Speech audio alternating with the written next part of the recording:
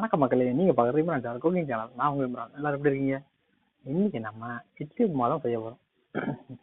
ஒரு 6 இட்லி வர வச்சிருக்கேன். அதை வச்சு தான் இன்னைக்கு சூப்பராகவும் சிம்பிளாகவும் ஈஸியாகவும் இட்லி உப்புமா எப்படி செய்யணும்னு உங்களுக்கு சொல்லிக் கொடுக்க போறேன்.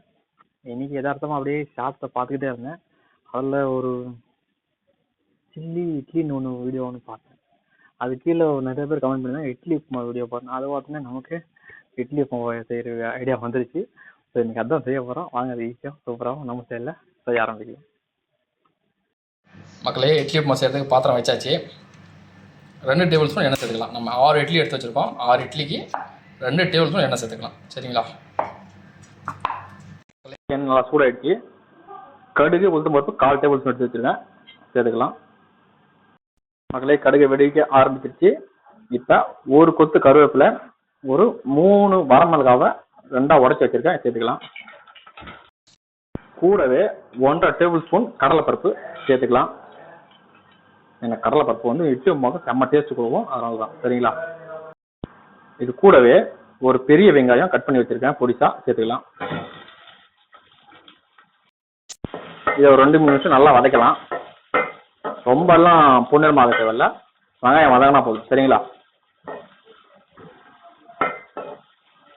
இட்லி உப்புமா வந்து என் ஃபேவரெட்டு, எனக்கு ரொம்ப பிடிக்கும் இட்லி உப்புமா. நீங்களும் கண்டிப்பாக ட்ரை பண்ணி பார்த்துட்டு எப்படி இருக்குன்னு எனக்கு சொல்லுங்க. வெங்காயத்தை கூடவே 1/4 டேபிள் ஸ்பூன் உப்பு சேர்த்துக்கலாம். இது வெறும் இந்த வெங்காயத்துக்கு இந்த இதுக்கு மட்டும்தான். சரிங்களா? ஏன்னா இட்லி நம்ம உப்பு போட்டு தான் வேக வச்சு எடுத்து வச்சிருப்போம். ஸோ அதுக்கு சேர்த்து போடாதீங்க, வெறும் இதுக்கு மட்டும். இந்த வெங்காயத்துக்கு அதுக்கு தேவையான அளவு கொஞ்சமாக லைட்டாக மட்டும் உப்பு போடும். சரிங்களா? நான் வந்து 6 இட்லிக்கு 1/4 டேபிள் ஸ்பூன் உப்பு சேர்த்துருவேன். ஓகேங்களா? அளவை வந்து கரெக்டாக பார்த்துக்கிட்டு சேர்த்துங்க. உப்பு அதிகமாகிடுச்சுன்னா இட்லி உப்புமா சாப்பிட முடியாது. ஸோ உப்பு வந்து அளவாக போடுங்க. மக்களே, வெங்காயம் இந்த அளவுக்கு வதங்கினா போதும். சரிங்களா? ரொம்ப பொன்னிறமாக தேவையில்லை, இந்த அளவுக்கு வதங்கினா போதும். இப்போ இட்லியை இந்த மாதிரி நல்லா உதிரியாக பிசைஞ்சு வச்சுக்கோங்க. அப்படியே சேர்த்துக்க வேண்டியதான். எங்கள் இட்லி உப்புமா வந்து ரொம்ப ஃபேவரெட்டு, அதனாலேயே இட்லி இன்னைக்கு ஹோட்டலில் வந்து வாங்கிட்டு வந்து செய்கிறேன். சரி, எல்லாம் நல்லா மிக்ஸ் பண்ணிக்கலாம். அடுப்பை வந்து குறைச்சிக்கங்க. சரிங்களா? எண்ணெய் அப்படியே பாத்திரத்தில் பிடிச்சிரும்.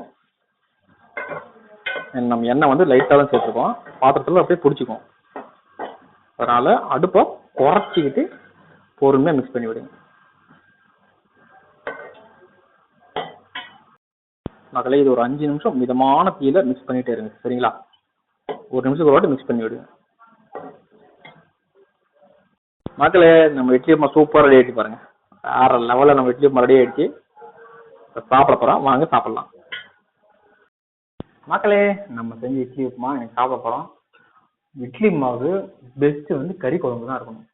குடல் குழம்பு வந்து செம்மையாக இருக்கும், ஈரல் குழம்பு தான் செம்மையாக இருக்கும். நான் சாம்பார் குழம்பு சாப்பிட்றேன். ஸோ நீங்கள் கண்டிப்பாக கறி குழம்பு போட்டு ட்ரை பண்ணுங்க.